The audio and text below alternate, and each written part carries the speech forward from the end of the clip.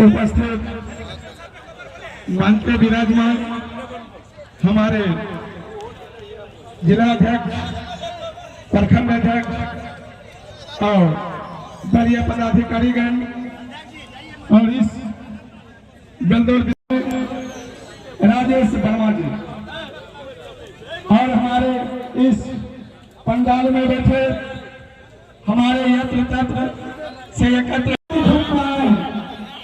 और यह कहा देता है कि इस बार हमें चाहे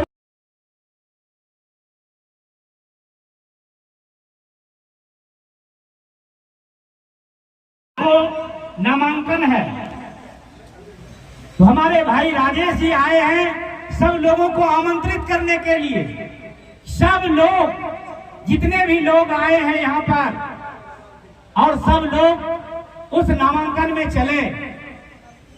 कैसे चलेंगे, कैसे चलेंगे? और जो 7 तारीख को जो मतदान है, हम लोग सब लोग अपने अपने ये हीरा को कैसे परखा जाता है, यह एक बहुत बड़ा जरूरी नहीं है, फर्क है इनमें और उससे हम और आप बच नहीं सकते हैं। तो भाई पहले पंचायत से आए हुए, बूथ से आए हुए, प्रखंड से आए हुए और स्थानीय सभी अभिभावकों को, युवा साथियों को मैं प्रणाम करके आप सभी लोगों का अभिनंदन करता हूं।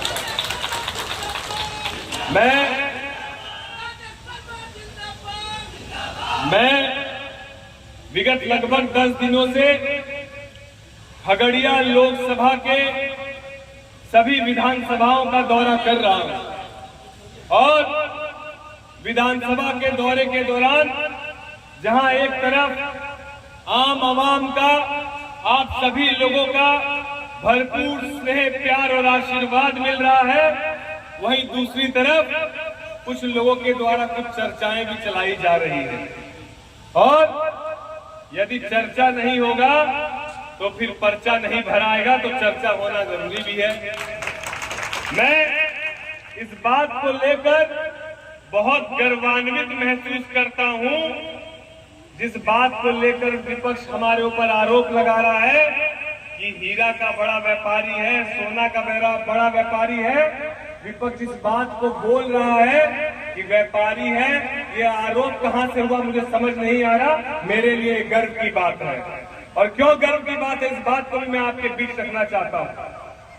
मैं बतौर डिप्टी मेयर, क्योंकि मेरे परिवार से, मेरे घर से कोई भी राजनीति में किसी पार्टी का सदस्य भी नहीं है, हम लोग गैर राजनीतिक परिवार से आने वाले लोग हैं। 2014 में अपने इंजीनियरिंग की पढ़ाई को कंप्लीट करने के बाद 2015 से सामाजिक कार्यों में अपनी रुचि को रखने का काम किया और क्योंकि गैर राजनीतिक परिवार से था तो हमको सीधे विधायक या सांसद का टिकट तो मिलता नहीं, तो मैंने राजनीति की सबसे छोटी पारी वार्ड के चुनाव से अपने राजनीतिक सफर की शुरुआत 2017 में करने का काम किया और 2017 में आपके इस भाई ने शहर की नाली, गली, रोड, शौचालय, पानी, बिजली, आवास, इन मूलभूत समस्याओं का काम करने का काम किया पूरे 5 साल तक बतौर डिप्टी मेयर।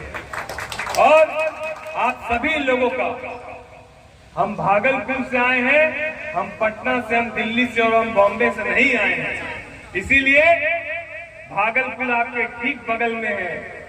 आप एक बार, मुझे लगता है कि यहाँ जितने लोग मौजूद हैं, या तो व्यापारिक रूप से, या वो पारिवारिक रूप से, या वो राजनीतिक रूप से भागलपुर में उनके कोई ना कोई लोग तो जरूर होंगे।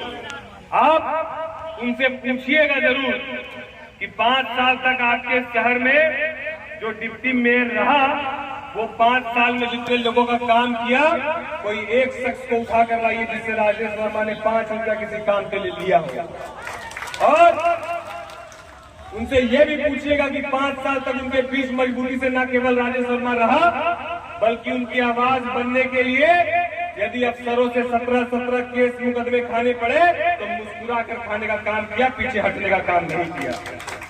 और यदि मैं 5 रुपया भी नहीं लिया यदि मैं किसी भी भ्रष्टाचार में सम्मिलित नहीं रहा तो वो क्यों नहीं रहा, इस बात को समझिए। क्योंकि मैं व्यापारी परिवार से आता हूं। जिस चीज के लिए वो आरोप लगा रहे उस चीज पर मैं गर्व करता हूं। यदि मेरा पेट भरा हुआ रहेगा तो मैं आपके खाने को छीनने का काम नहीं करूंगा। तो राजनीतिक में आने के पीछे यदि व्यापारी खुद से मैं मजबूत हूं तो इसमें कोई पाप नहीं है। व्यापारी हूं, अपराधी नहीं हूं। इस बात के लिए आप आश्वस्त रहिए। दूसरी बात, जब क्षेत्र में लोगों के बीच हम जाते हैं, लोग अपनी समस्याओं को बताते हैं, लोगों के अंदर एक ये पीड़ा जरूर है कि लोगों का मानना है, कहना है कि जब हम लोग चुनाव जिताकर भेजते हैं उसके बाद जनप्रतिनिधि हमारे बीच नहीं आते। मैं बहुत जगह गया तो लोगों ने इस बात को कहा। मैं अपने स्थानीय अभिभावकों से, नौजवान साथियों से ये कहना चाहता हूं, जो लोग नहीं आते हैं उनकी राजनीतिक महत्वाकांक्षा बहुत छोटी रही होगी। मैं लंबी पारी का खिलाड़ी हूं, इतना जल्दी छोड़ के जाने वाला नहीं हूं। मैं आपको यह आश्वस्त करता हूं कि राजनीति अगर 5 साल की होगी, यदि सांसदी 5 साल के लिए ही होगी तो वो मंजूर है। 50 साल की मुर्दा राजनीति करने से अच्छा है कि 5 साल की जिंदा राजनीति करने का हम लोग काम करें।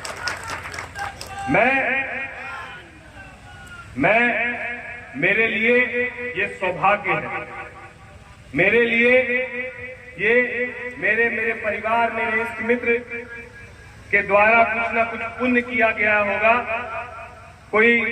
कोई ना कोई माँ भगवती का, प्रभु राम जी का, श्री कृष्ण जी का कहीं ना कहीं आशीर्वाद रहा होगा, तभी मुझे जाकर इस कम उम्र में लोकसभा चुनाव लड़ने का शुभ अवसर प्राप्त हुआ। इस बात को कहने में विभेद नहीं है कि राजेश वर्मा यदि लोकसभा सीट से चुनाव लड़कर जीत कर जाता है तो इसमें राजेश वर्मा का कोई बहुत बड़ा राजनीतिक कद है, ऐसी बात नहीं है। इस बात को कहने में मुझे विरोध नहीं। मैं बहुत स्पष्टता से सब बात को कहता हूं। यदि मैं यहां से चुनाव जीत कर जाऊंगा तो उसके पीछे का प्रमुख कारण, इस बात को आप समझिए क्या है। इसके पीछे का प्रमुख कारण ये है कि हम उस गठबंधन से जुड़े हुए हैं जिस गठबंधन ने अपनी बातों को न केवल स्पष्टता से रखने का काम किया है बल्कि सारे विजन स्पष्ट हैं। जब आप छोटा व्यापार करते हैं तो आप कम सोचते हैं। जब आपका व्यापार बड़ा होगा, जब आप उद्योग लगाने की बात करेंगे, जब आप ये देखेंगे कि यहाँ पर हमारा करोड़ों का निवेश होना है, तो आप बहुत सोचेंगे कि सारे के सारे मेरे पॉइंट्स बहुत क्लियर होने चाहिए व्यापार में इन्वेस्ट करने के पहले। ठीक उसी तरह राजनीति में ये वार्ड का चुनाव नहीं है, ये छोटा चुनाव नहीं है, ये चुनाव लोकसभा का है। यहाँ पर हम लोग को देश हित को पहले देखना है और देश हित के लिए इस बात का स्पष्ट होना बहुत जरूरी है कि जिस प्रत्याशी को आप जिताकर भेजेंगे वो प्रत्याशी अपना नेता किसको चुनेगा, ये स्पष्टता होना बहुत जरूरी है। और यह स्पष्टता एनडीए के हर एक नेता के पास है, एनडीए के हर एक प्रत्याशी के पास है।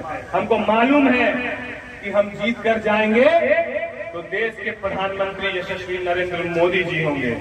क्या महागठबंधन के नेता बता सकते हैं कि यदि वो जीत कर जाएंगे तो उनके प्रधानमंत्री कौन होंगे? क्या बता सकते हैं कि वो जीत कर जाएंगे तो उनके पास विजन क्या है? क्या वो बता सकते हैं कि 70 साल तक आपको हिंदुस्तान के लोगों ने मौका दिया, क्यों 70 साल तक आप एक वोट की तरह राम मंदिर के मुद्दे को लटका कर रखे? क्यों 70 साल तक 370 हटाने का कलेजा और मजबूती आपने दिखाने का काम नहीं किया? क्यों नहीं आप ये दिखा पाए? जहां पर पहले हमारे देश के प्रधानमंत्री दूसरे देशों में जाकर भाग लेते थे, वहीं पर हमारे यशस्वी प्रधानमंत्री नरेंद्र मोदी जी ने सिद्ध करके दिखाया, G20 जैसे समिट को देश में करके और विश्व भर के प्रधानमंत्री और राष्ट्रपति को भारत बुलाकर भारत की मजबूती को दिखाने का काम किया। मैं आपको बताना, पॉपकॉर्न खाते होंगे और पॉपकॉर्न का 50 ग्राम का पैकेट जो आप खाते हैं वो 100, 200, 300 रुपए में आपको मिलता है। थोड़ा सा खाली वो पॉपकॉर्न में मसाला डालकर वो 50 ग्राम का पैकेट आपको 200, 300 में मिलता है।